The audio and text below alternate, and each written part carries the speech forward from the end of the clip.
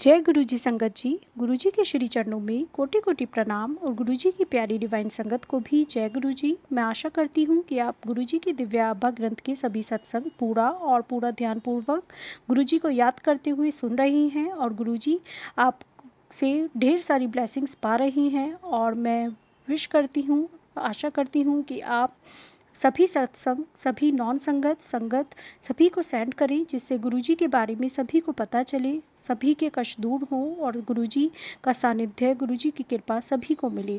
इसी विनती के साथ मैं सत्संग स्टार्ट करती हूँ गुरुजी के दिव्य मंत्र के साथ। ओम नमः शिवाय, शिवजी सदा सहाय। ओम नमः शिवाय, गुरुजी सदा सहाय। जय गुरुजी, शुक्राना गुरुजी। सत्संग 79। ये सत्संग राम लखन सुधीर अंकल का है, दिल्ली से। अंकल जी लिखते हैं, सरकारी अधिकारी को न्याय। जब विपत्तियों का सामना करता हुआ मनुष्य समुद्र में पतवार विहीन नाव भांति घूमने लगता है, गुरुजी की कृपा उसकी रक्षा करती है। यद्यपि मैं गुरुजी को बहुत पहले से जानता था, मैंने 2000 से नियमित रूप से उनके पास जाना आरंभ किया था। इस अवधि में मुझे उनके अनेक चमत्कारों से परिचय हुआ है और संगत के सदस्यों से उनके अनुभव सुनने का सौभाग्य भी प्राप्त हुआ है।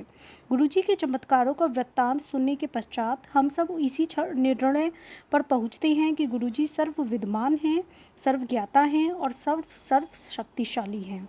गुरुजी दिव्य आश्रय के वह असीम स्तोत्र हैं जहाँ पर सबका स्वागत है। गुरुजी उस दया के भंडार हैं जो बिना कहे और बिना बताए आपके पास आती है। मैंने गुरुजी को बिना किसी के बताए पहली बार आए नए अनुयायियों को उनके नाम से संबोधित करते सुना है और आगंतुक की आंखें खुली की खुली रह जाती हैं। यह मेरी पत्नी के साथ हुआ था जब वह पहली बार गुरुजी के पास आई थी। गुरुजी ने मेरी पत्नी का पंजाबी में आवो प्रेमा आंटी आवो कहकर स्वागत किया तो मैं विस्मित रह गया था। मेरे एक वरिष्ठ अधिकारी गुरुजी के पास पहली बार आए तो उनकी पत्नी सुनंदा को भी गुरुजी ने उसके पहले नाम से संबोधित किया था। जब उन्होंने उसके रोग के बारे में बताया तो वह और चकित हो गई। सबसे बड़ा अचंभा उन्हें तब हुआ जब उनके सम्मुख वही दिव्य पुरुष बैठे थे जिन्हें उन्होंने पिछली रात स्वप्न में देखा था। एक अन्य अवसर पर मेरे एक घनिष्ठ संबंधी और उनकी पत्नी ने जब गुरुजी के पहले दर्शन किए तो उन्होंने मुस्कुराकर प्रश्न किया, लव मैरिज? दंपति थोड़े शर्मा गए थे पर उन्होंने हाँ में उत्तर दिया। गुरुजी को इन सब के बारे में कैसे पता चलता है? अपनी सर्वज्ञता प्रतिभा से। जय गुरुजी, शुक्राना गुरुजी। गुरुजी की उपचार करने की क्षमता तो सर्वविदित है। उन्होंने कैंसर, सोराइसिस आदि अनेक असाध्य रोगों को ठीक किया है। निसंतान और बांझ महिलाओं को संतान हुई है। युवकों के अनेक उदाहरण हैं जहां पर उन्होंने किसी परीक्षा में उत्तीर्ण होने की आशा ही छोड़ दी थी, किंतु गुरुजी की दया से वह अति उत्तम अंकों से सफल हुए हैं। अनेक अनुयायियों को उनके आशीर्वाद से नौकरियां मिली हैं। एक दिन मेरे एक मित्र जो न्यूयॉर्क निवासी थे गुरुजी के दर्शन के लिए आए। मेरा छोटा पुत्र शशि उनके निकट बैठा हुआ था। जब उन्होंने बातों बातों में कहा कि वह भी न्यूयॉर्क जाएगा, उस समय शशि दिल्ली में ही एक जापानी बैंक में कार्यरत था और उसके मन में विदेश जाने का कोई विचार नहीं था। कालांतर में शशि के मन में अमेरिका में कुछ समय कार्यरत रहने के बाद MBA करने का विचार उत्पन्न हुआ। वह संबंधित परीक्षाओं में बैठा और उसने गुरुजी के आशीष के लिए विनती करी। सब परीक्षाओं में उसके अच्छे अंक आए पर न्यूयॉर्क के MBA विद्यालय से समाचार आने शेष थे। अंत में उस सूचना के आने पर गुरुजी का कथन सत्य सिद्ध हुआ। शशि न्यूयॉर्क गया और उसने अपना पाठ्यक्रम अति उत्तम अंकों से पूर्ण किया और अब वहीं पर JP मॉर्गन चेस बैंक में कार्यरत है। जय गुरुजी, शुक्राना गुरुजी। मेरे संदर्भ में गुरुजी ने मुझे मेरे साथ हुए अन्याय की क्षतिपूर्ति के लिए पुरस्कृत किया। शासकीय अभिलेखों में मेरी जन्मतिथि गलत थी। प्रमाण सहित उनको सही करवाने के सब प्रयत्न विफल रहे थे। फलस्वरूप मुझे अपनी सेवा अवधि का लाभ नहीं मिल रहा था और मेरी पदोन्नति भी रुकी हुई थी। गुरुजी की दया से मेरा सेवानिवृत्त होने से पूर्व मुझे एक राष्ट्रीय आयोग का सदस्य नियुक्त किया गया जहां मेरी अवधि 5 वर्ष की थी। उसे बाद में वर्ष बढ़ाकर 65 वर्ष की आयु तक कर दिया गया। इस कारण मैं उसका अध्यक्ष भी बन सका। सरकार में मेरे कोई संबंध नहीं थे, यह केवल गुरु कृपा थी। जय गुरुजी, शुक्राना गुरुजी। गुरुजी की सुगंध उनका एक अति महत्वपूर्ण गुण है। गुलाब के पुष्प के समान वह सुगंध गुरुजी की अपनी है। सिर से पांव तक वह उस सुगंध से परिपूर्ण है।